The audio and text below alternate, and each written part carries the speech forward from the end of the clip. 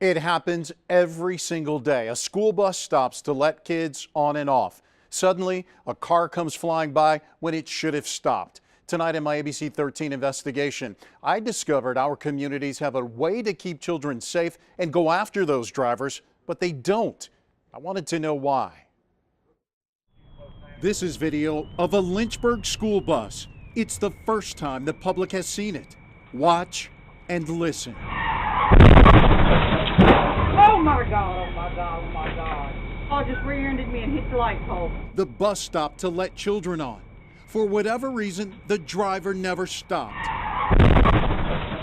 He later died from his injuries. Fortunately, no children were hurt. All right, I need a rescue squad, quick. But it's something every parent with a child riding a bus fears. The speed limit here is 35. We have a lot of people who go 45 to 50. We have both chased people down and gotten license plate numbers.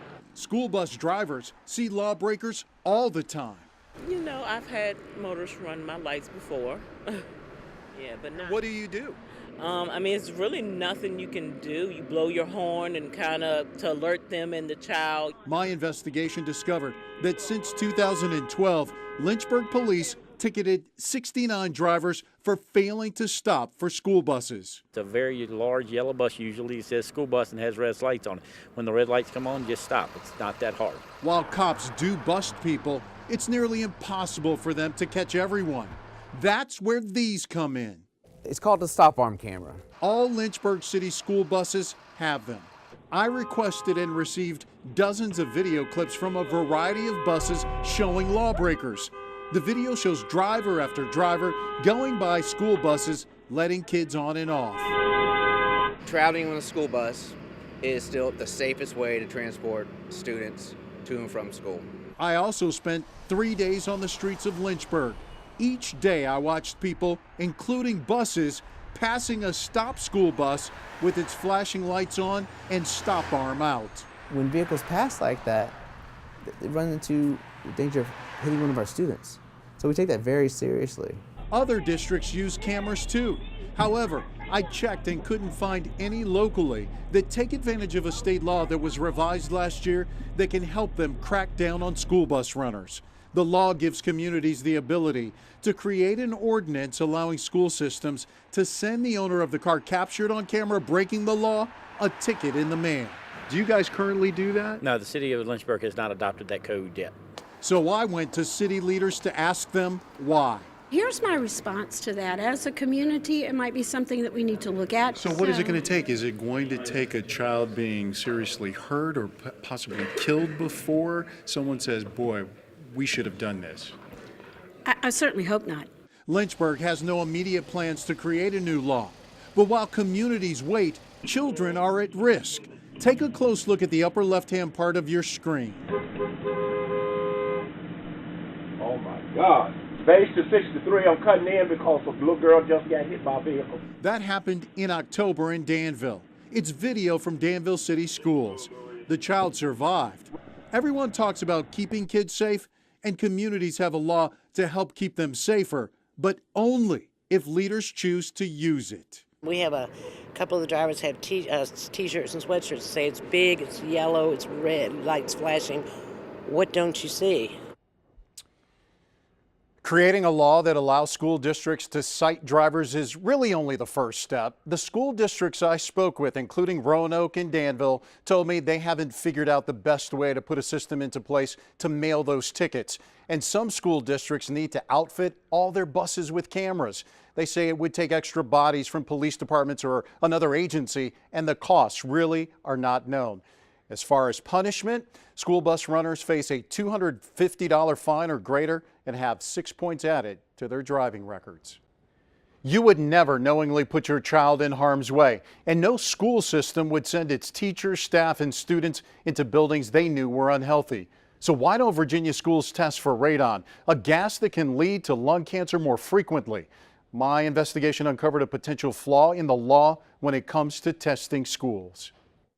Paula Scalina never dreamed she'd be in a fight for her life, let alone wonder whether radon gas had something to do with it. When I found out I had lung cancer, one of the first things we did was test our house, and it tested below the threshold, so I knew it wasn't my house. If not her house, where? Smoking is the leading cause of lung cancer. Radon is second. Scalina never smoked.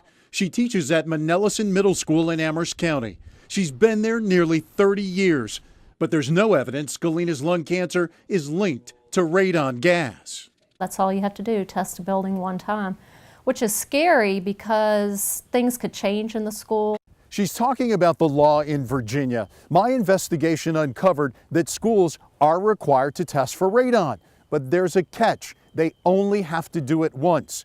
In Amherst County, that happened back in the 90s. Because of Paula Scalina, they're doing a new round of testing. I asked for and received the results from the testing back in the 90s and the most recent tests on the schools in Amherst, including Manellison Middle, Scalina School. They show radon levels below the Environmental Protection Agency's guidelines for taking corrective action. Radon is measured in picocuries per liter.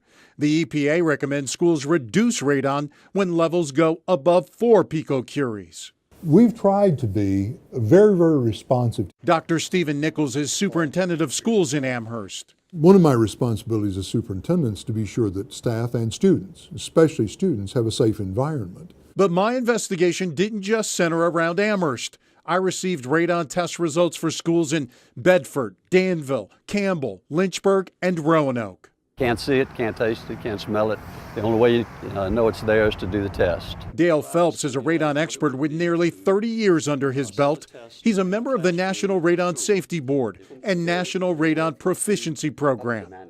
This is the most accurate test there is. Phelps believes when it comes to radon kids in schools, more testing is the way to go. Children are more susceptible to radon than adults. Most people don't realize that.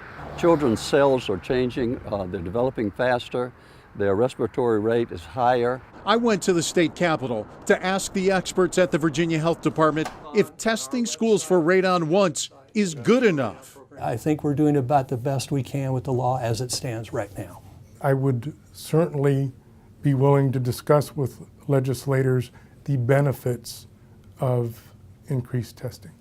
The EPA estimates that more than 70,000 schoolrooms in use today have elevated radon levels. Kids are our most precious resource. State Delegate Ben Klein knows the law on radon in schools. He says if it's needed and people demand it, he'd look at helping to change it. We need to make sure that our schools are safe, make sure that our kids are safe when they're in the schools, and it's something we need to be aware of. Paula Scalina is very aware. Even though her illness can't be traced to radon exposure at school, she's fighting her lung cancer with every breath. I love my school. I love the teachers. I love the students.